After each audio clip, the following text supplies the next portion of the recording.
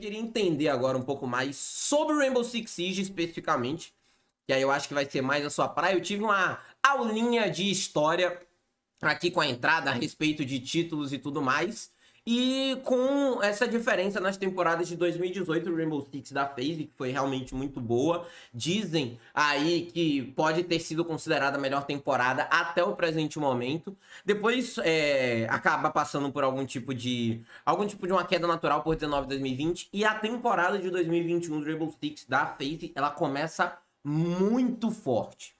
Eu queria entender um Sim. pouco do trabalho que foi feito, e foi feito um trabalho de reconstrução, e a gente entra em alguns detalhes que, querendo ou não, a gente ainda comenta sobre a entrada da FaZe, na verdade, a reentrada da FaZe no Brasil. Como é que foi construída, aí depois do próprio título do Brasileirão, como é que, na verdade, foi vista essa recaída nos anos de 2019 e 2020, e como é que foi feita essa reconstrução, querendo ou não, em tempo de pandemia, né? Que foi logo do 2020 e 2021. Então, 2019 para 2020, nós tivemos algumas modificações, poucas modificações, vamos dizer assim, mas foram de jogadores essenciais, tiveram que sair.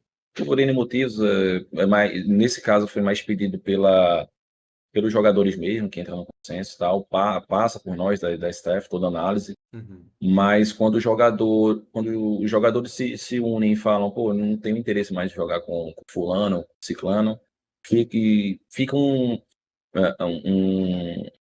não fica um clima bom, né? Não tem sinergia. Então, equipe nenhuma vai para frente sem a sinergia. Todo mundo tem que estar focado no mesmo pensamento e um ajudar o outro para poder ir à frente. Então, nós fizemos algumas modificações, mais com base nos jogadores mesmo, e foi rendendo, uns não renderam tanto assim, tudo mais. Tanto que agora em 2020 também, 2020 para 2021, nós fizemos algumas modificações, tiramos o Marvin, por exemplo, que era o cabeça da equipe, tático, botamos o KDS, um moleque prodígio, talentoso demais para a equipe, e nós não tínhamos projeção para fazer alterações nessa line, Uhum. né?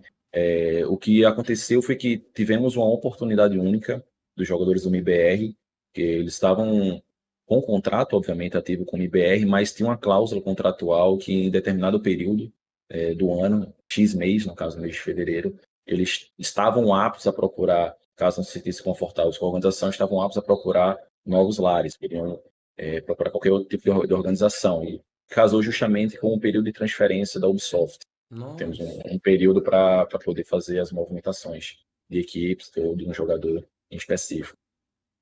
E essa janela exclusiva que aconteceu agora em fevereiro é a única no ano que permite reformular toda a line. Durante o ano tem algumas outras janelas, mas eu não posso ter a todos os jogadores. Entendi. Então, casou. Eles entraram em contato conosco, o Câmara entrou em contato conosco, entrou em contato comigo também depois, e aí explicou a situação. E aí sim, a gente viu que era uma possibilidade, tinha um valor estipulado já, a gente negociou com o MBR, foi tudo tranquilo, a gente conseguiu ter, de fato, realizar a compra desses jogadores, e aí eu consegui também, como eu sempre fiz, eu nunca gostei de deixar jogador nenhum no banco. Sim. Não é legal para nós, não é legal muito menos para o jogador. Então eu já consegui também mandar cada um para novos lares, né? 3 foram para Black Dragons, que era o KDS, foi para T1.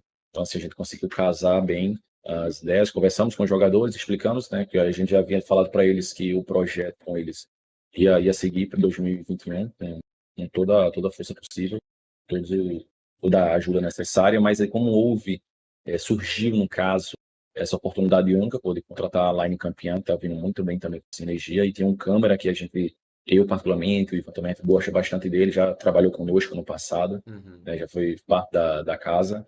É um cara sensacional, um profissional de extrema importância para nós, e tá disponível para voltar, sabe? Querendo voltar para casa, pô, foi uma chance única, a gente não podia perder. Inclusive, o Astros também já tinha tornado público, né, que sempre teve vontade de voltar a jogar com câmera. Eu falei, pô, vamos juntar É o agora útil ao mesmo. agradável. Conseguimos fazer essa movimentação que mexeu com todo o cenário, né? Porque a gente trocou uma line inteira, basicamente. Então, uma equipe ficou sem line inteira.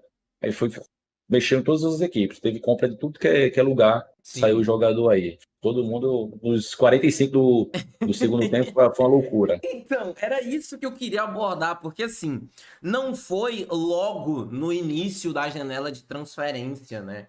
Foi Né? tudo muito corrido e com cara mesmo de oportunidade, tipo, meu Deus, se isso não acontecer agora, Sim, simplesmente não vai mais acontecer. exato. Mas eu queria entender um pouquinho desse backstage, porque assim, acompanhando o cenário de Call of Duty da CDL, óbvio, isso acontece, mas aqui principalmente agora com essa volta da Arena 1 com a BTS, que é realmente quem tá colocando bala na agulha, realmente o grande dinheiro, entre aspas, tá entrando dentro do cenário de Call of Duty multiplayer latino-americano. Agora tá engatinhando.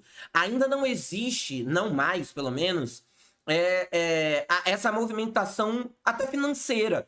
Então, de você comprar tal jogador, de você assinar contrato com tal jogador. Então, é uma experiência que eu, como codista de profissão, eu acabo não tendo. Esse backstage, a nível geral, eu tenho duas perguntas a respeito disso, na realidade.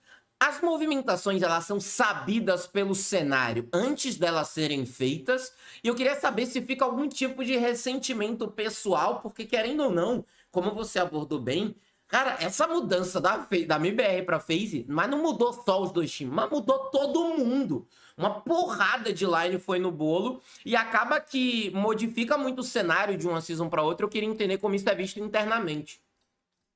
Então, as negociações, elas todas ocorrem em caráter sigiloso. Infelizmente, tem vazamento, né? Essa season, inclusive, teve muito vazamento, teve muita polêmica. E por parte de nós, FaZe, se depender, vai ser a última, porque já estamos trabalhando aí com o NDA. A gente já trabalha com isso com a Ubisoft, entre outras clubes, né, ao redor do mundo. Mas também vamos fazer, eu mesmo que tuitei, eu mesmo que peguei a frente disso, que toda e qualquer futura transação agora, antes de qualquer papinho, vai ser com NDA, assinado por todos os jogadores, por gerência, porque, infelizmente, tem algumas gerências que fazem um vazamento. Agora, né, infelizmente, o profissionalismo aí passa bem distante. Uhum. Então, assim, existe, né? Não era para saber, mas antes da conclusão, obviamente, porque estraga muita coisa envolvida, dinheiro também para fazer a apresentação de equipes, etc. O pessoal muitas vezes pode gostar do vazamento, mas no fim das contas, isso sai muito mais caro para nós. A gente sempre busca entregar um conteúdo legal e etc. Então, no final das contas, sai muito, muito caro. E, então, assim, no final é o próprio fã que sai prejudicado. Ele poderia ganhar algum tipo de conteúdo ou qualquer coisa do tipo muito melhor, um resultado final muito melhor. E, Uhum. infelizmente, nem sempre é assim devido a esses vazamentos. Entendi. Qual foi a outra pergunta que você tinha A perguntado? respeito se, assim, porque, óbvio, isso pode ser um sintoma do COD ainda tá evoluindo muito, mas tem certas mudanças, e é tanto que as mudanças no COD são conhecidas como facada, pra você ter ideia, a grande maioria delas. Então, tipo, ah, não, e aquele time lá, pô, tomei facada, mano, a galera mudou de time, não sei o quê. E eu queria entender se nesse nível, a micro, já existe certo tipo de ressentimento. Então, pô, não vou jogar com você porque há 2 anos atrás você me deu facada no time tal, então, pô, não confio mais em você. E essa Não, mudança, eu queria saber se existe esse ressentimento no Rainbow Six, entendeu? cara, falando pessoalmente, eu acredito que não. Até mesmo porque se um jogador fica com esse tipo de rancor, digamos Uhum, assim, está muito mais suscetível a ficar de fora no futuro, porque é um ciclo. O cenário de esportes, seja qualquer tipo de franquia, é um ciclo. Por alguns anos, pelo menos, sempre vai ficar aquela bolha, querendo ou não, né? É uma bolha que a gente vive. Então, vai ter sempre aquela bolha lá, o jogador já conhecido, vem para cá, saiu daqui, vai para outra equipe e vice-versa. sim. A gente sempre faz a fomentação de cenário para trazermos novos talentos, etc. Mas, querendo ou não, tem jogadores que têm mais experiência que vão ficar dentro dessa bolha. Entendeu? Então, se o cara fica de birra, desculpa, mas ele não é jogador profissional. Tá ligado? Não merece estar no meio. O que a gente vive hoje é um negócio, é business, então vale muito dinheiro. Se eu estou perdendo dinheiro com um jogador, a gente faz de tudo para tentar fazer essa reposição, tentar ajudá-lo para se reerguer e etc. Mas chega num ponto que ou a gente não vê mais, de fato, a oportunidade de progressão dele, ou a gente tem uma oportunidade externa, que foi no caso o que que aconteceu conosco, a gente recebeu uma oportunidade externa, a gente vai agarrar. Então não tem para que ninguém ficar com birra. A gente conversa e mostra os pontos. A gente sempre fala que a casa está aberta, se não tiver problema com nenhum. E Uhum. bola para frente, pô. Bola para frente.